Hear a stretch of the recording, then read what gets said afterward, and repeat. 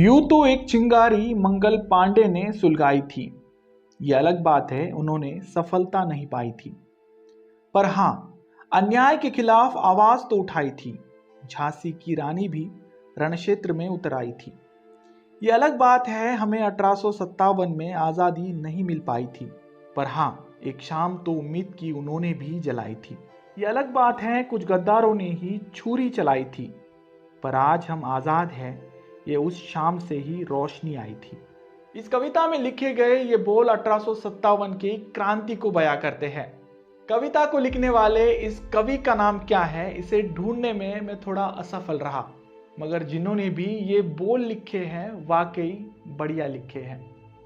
1857 की क्रांति भारतीय इतिहास की वो अधूरी कड़ी है जो अगर पूरी हो पाती तो भारत का आने वाला इतिहास कुछ और ही होता।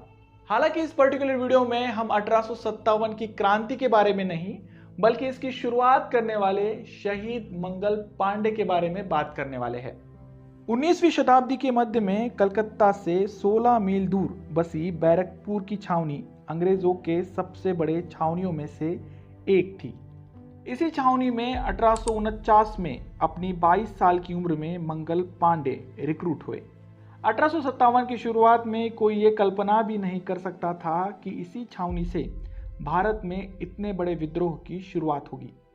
ये तारीख थी 29 मार्च 1857 की, जहां मंगल पांडे अपनी बंदूक लिए बैरकपुर में स्थित परेड ग्राउंड पर अपने साथी सिपाहियों को अंग्रेजों के खिलाफ लड़ने के लिए उकसा रहे थे। उनके इस आक्रामक तेवर की वजह थी अंग्रेज सेना में इनफील्ड B-57 राइफल में इस्तेमाल की जाने वाली गोलियां। हालांकि 1857 से पहले अंग्रेजों द्वारा ब्राउन ब्रिस नाम की बंदूक का इस्तेमाल होता था। ऐसे में इनफील्ड B-57 राइफल भारतीय सैनिकों के लिए बिल्कुल नहीं थी। इस बंदूक में इस्तेमाल किए जाने वाले कारतूसों को किसी चिपचिपे चीज से ढका जाता था। सिपाहियों को कारतूसों को बंदूक में लोड करने से पहले अपने दांतों के सहारे उस चिपचिपे कवर को निकालना पड़ता ताकि नेट कारतूस बंदूक में लोड हो सके। उस वक्त भारतीय सिपाहियों के बीच ये अफवाह फैलाई गई कि कारतूसों के निर्माण के लिए इस्तेमाल की जाने वाली ये चिपचिपी चीज कोई और नहीं बल्कि गाय और सूअर की चर्बी है। ब्रिटिशर्स द्वारा किया गया यह काम भारतीय सैनिकों के बीच असुरक्षितता पैदा करने वाला काम था। उनके बीच ये आम धारणा होने लगी कि ब्रिटिशर्स ने यह काम जानबूझकर किया है क्योंकि उनके धार्मिक आस्था पर चोट पहुंचाई जा सके। सबसे पहले सैनिकों को यह चर्बी वाली बात कैसे पता चली, जिसके बारे में कई इतिहासकार अपनी किताब में लिखते हैं। एक बार एक छोटे जात वाले सिपाही ने अपने से बड़ी जात वाले सिपाही के लोटे से पानी पीने की इच्छा जताई।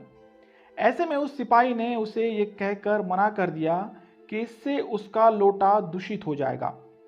लिहाजा उस निम्न जाति के सैनिक ने जवाब दिया, जल्द ही तुम्हारी जाति का अस्तित्व नहीं रहेगा क्योंकि तुम्हें सूअर और गाय की चर्बी से बने कारतूसों को काटना पड़ेगा। उस सैनिक के मुंह से निकले ये शब्द धीरे धीरे बैरकपुर छावनी में किसी महामारी की तरह फैलने लगे, जहां सैनिकों में यह धारणा बनने लगी कि अंग्रेज सरकार नई बंदूकों के नाम पर उनके धर्म का सौदा कर रही है।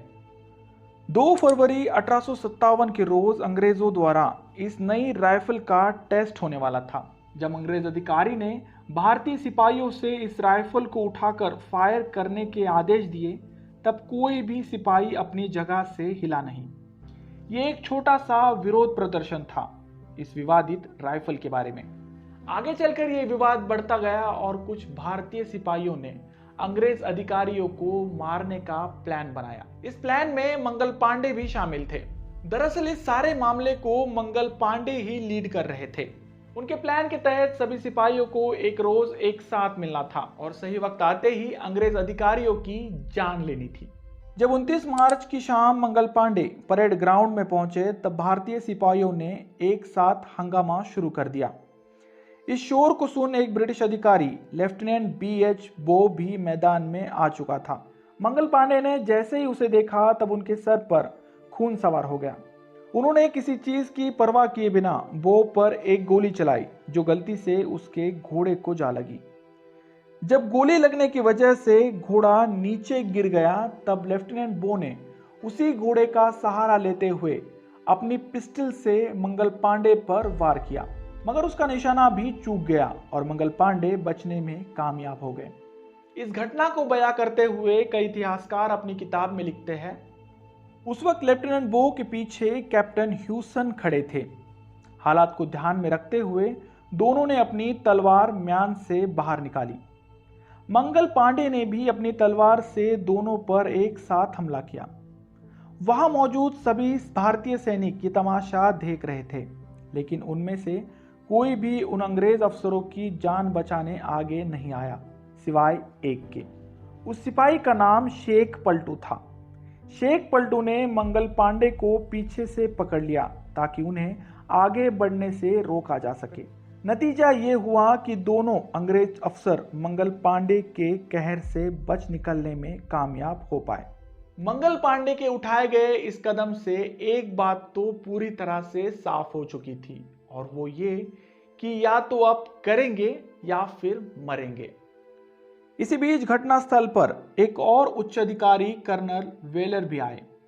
उन्होंने हालात की नजाकत को समझते हुए मंगल पांडे को गिरफ्तार करने के आदेश दिए, मगर सिपाहियों ने ऐसा करने से मना कर दिया, क्योंकि मंगल पांडे खुद के लिए नहीं बल्कि उन सभी भारतीय सैनिकों के लिए लड़ रहे थे।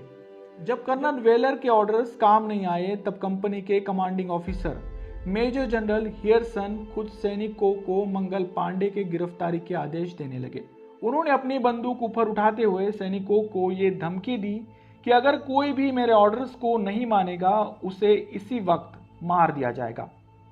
उनकी यह धमकी काम आई, जहां भारतीय सैनिकों ने आगे बढ़ते हुए मंगल पांडे को गिरफ्तार करना उचित समझा।